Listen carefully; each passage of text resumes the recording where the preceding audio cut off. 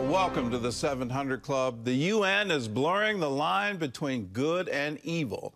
Well, that's the message Israeli President Isaac Herzog delivered yesterday on Holocaust Remembrance Day. President Herzog addressed the UN yesterday, 80 years after the liberation of the Nazi death camp at Auschwitz. He called on the agency to uphold the principles on which it was founded. CBN's Julie Stahl reports.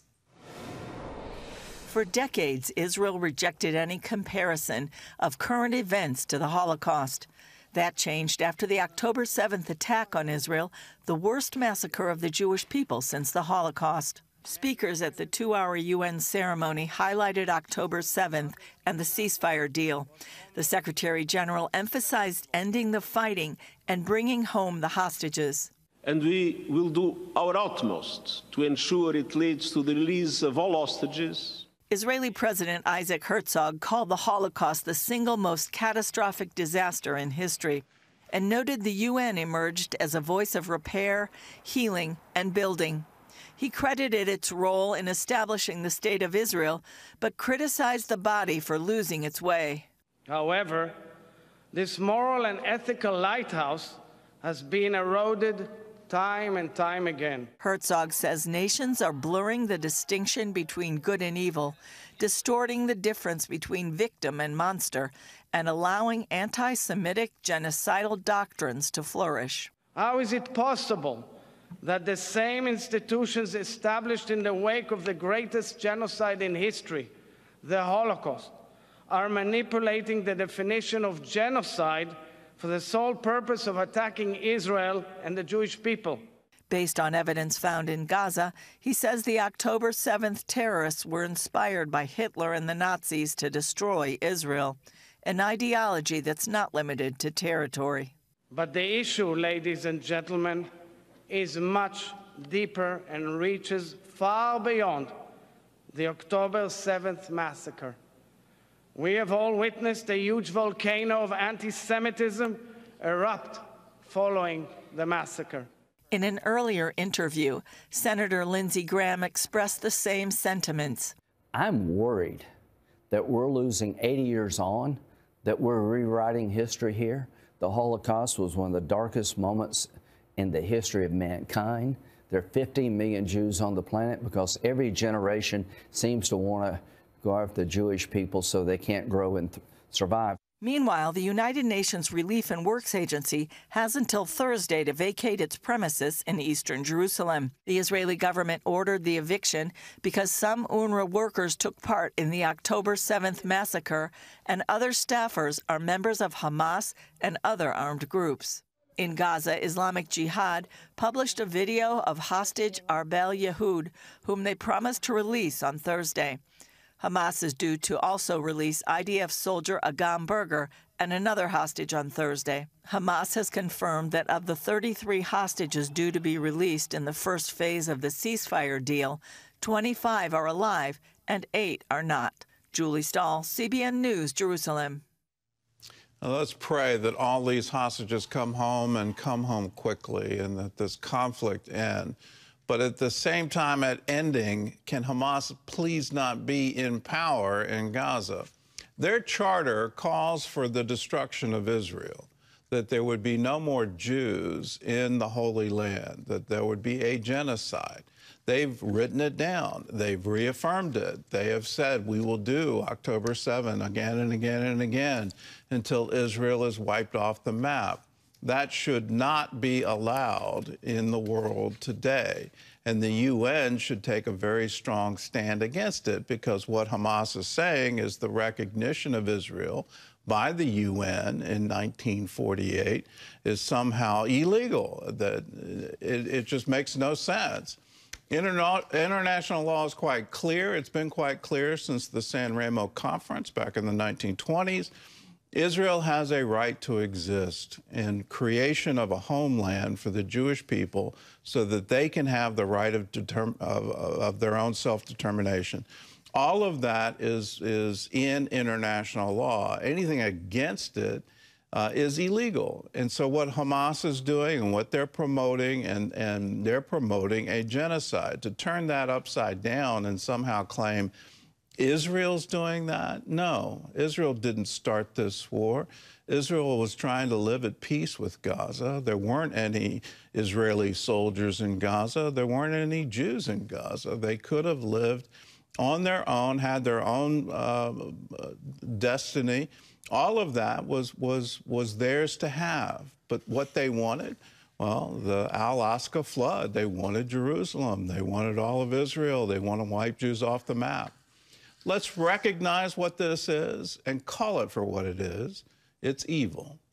In other news, during his second week on the job, President Trump's crackdown on illegal immigration, well, it's well underway. He's now turning to his promise to remake the military. John Jessup has that story and more from our CBN News Bureau in Washington. John? That is right, Gordon. The president overnight signed several executive orders to undo Biden-era military policies, including reinstating members dismissed for refusing the COVID vaccine. Meanwhile, immigration officials are pursuing nationwide arrests and deportations for the fourth straight day.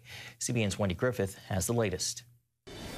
A record number of arrests, more than 1,100 by immigration and customs enforcement officials, took place Monday as the Trump administration ramps up ICE sweeps from coast to coast. In Denver, agents raided a nightclub detaining around 50 people the DEA says were associated with the violent Venezuelan gang Tren de Aragua.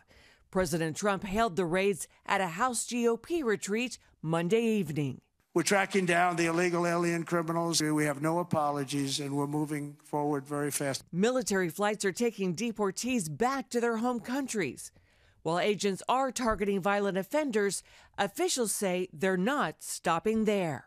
On CBN's Faith Nation Monday, political analyst David Brody says Trump is doing what he promised. It's remarkable. I mean, Kamala Harris, the border czar, never really went to the border. I think she went one time, the border czar. This time we have Tom Homan, the border czar, going on right along. Look, they're talking about 1,500 now, potentially a day that they're going to round up.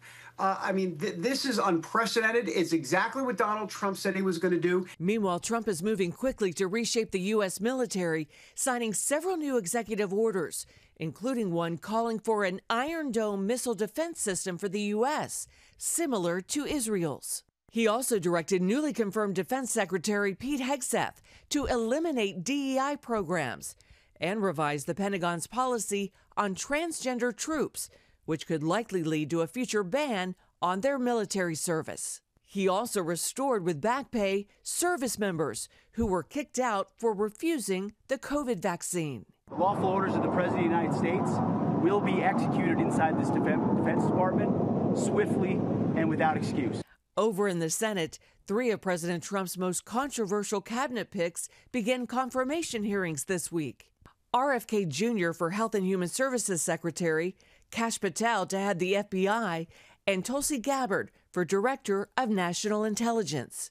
But some lawmakers are concerned over her lack of experience. Those are the big ones, especially the Tulsi Gabbard one. That may be in trouble. I think Kash Patel, though, at the CIA, or excuse me, FBI, gets in. We'll see. Meanwhile, the CDC has been ordered to stop working with the World Health Organization immediately. The president also issued an order pausing almost all foreign aid for further review. Wendy Griffith, CBN News. Thank you, Wendy. The president's deportation campaign is targeting criminals in the country illegally. However, the executive order allows for arrests and roundups in places that usually have been off limits. CBN's Charlene Aaron has that story. The new Trump administration has opened the door for federal immigration agencies to make arrests at places like schools, hospitals, and churches.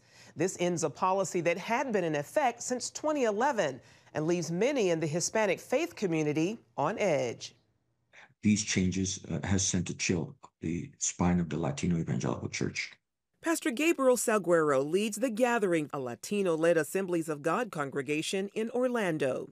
Listen, I live in the great state of Florida, and so Cubans, Haitians, Nicaraguans, and Venezuelans make up large parts of our faith communities, whether they're evangelical or Catholic. Recently, Pastor Salguero talked about concerns he and other Hispanic faith leaders share now that schools and places of worship are no longer off limits. I've gotten hundreds of calls and texts And the question for pastors is exactly how are these policies going to be executed in sensitive places or sensitive locations? For example, if you execute a raid in a church in the middle of a worship service, and there are citizens, permanent legal residents, there are mixed status, all sitting next to each other in worship. And so that is one of the major concerns that or if we're doing community service, teaching English as a second language, or providing food pantries. We don't ask people about their citizenship status to give them communion or to provide food for them. We're just trying to follow the gospel mandate to love our neighbor. According to the Homeland Security Department, criminals will no longer be able to hide in America's schools and churches to avoid arrest. During an interview on Sunday's Face the Nation, Vice President J.D. Vance was asked about the issue. Of course, if you have a person who is convicted of a violent crime, whether they're an illegal immigrant or a non-illegal immigrant, you have to go and get that person to protect the public safety. That's not unique to immigration. Reverend Samuel Rodriguez, president of the National Hispanic Christian Leadership Conference, tells CBN News he understands the fear. I share a bit of that concern. I want to make sure they don't cross the line, meaning the administration. I'm hearing from bishops and pastors saying last Sunday our attendance dropped 15, 20% because there is a concern. Rodriguez is confident, however, that only criminals will be targeted in such raids. I can tell you firsthand, the administration is going into schools and churches and hospitals, but not to deport individuals who have been here 15, 20, 25 years who have never had a parking ticket. They're coming after the pedophiles. They're coming after the gangbangers. They're coming after the cartels, the coyotes, the human traffickers. Still, Pastor Salguero worries about the negative impact this could have on the innocent within a congregation. How are we going to ensure not striking fear in the citizens that are there at the same time, in children that are there at the same time? Challenges Rodriguez says he is expressing to the White House. I began a process in the past 48 hours to express my concern, and not just my concern, the concern of the National Hispanic Christian Leadership Conference, our network, and the concern of just Latino pastors and leaders across the country who supported him, by the way, in the election. So I am in that process as we speak. Charlene Aaron, CBN News. Well, a group of Maryland congregations are challenging the policy in court. 5 Quaker groups, Gordon, also known as the Society of Friends, have filed that suit. Well, let's hope the administration is listening and listening very carefully, that as these new policies are put into practice, that there's a standard of reasonableness. Churches have long been sanctuaries, and that is something that dates back for centuries. That's not something new. You don't want to turn that on its head. Churches should be safe places, and Congress can't pass any law. There can't be any administration order that interferes with the free exercise of religion. So there's a constitutional argument behind these court cases. In light of all of that, if there's an arrest warrant, well, that changes everything. No matter where the criminal is, the arrest warrant allows the law enforcement to come in and take that criminal away. And so that's been the standard. That's not something new. That's been around for a very long time. So let's realize what's being put in place. Let's make sure congregations are safe and secure, that they recognize, the law enforcement recognizes there are certain boundaries, and how do you exercise your arrest warrant authority and do so in a reasonable way.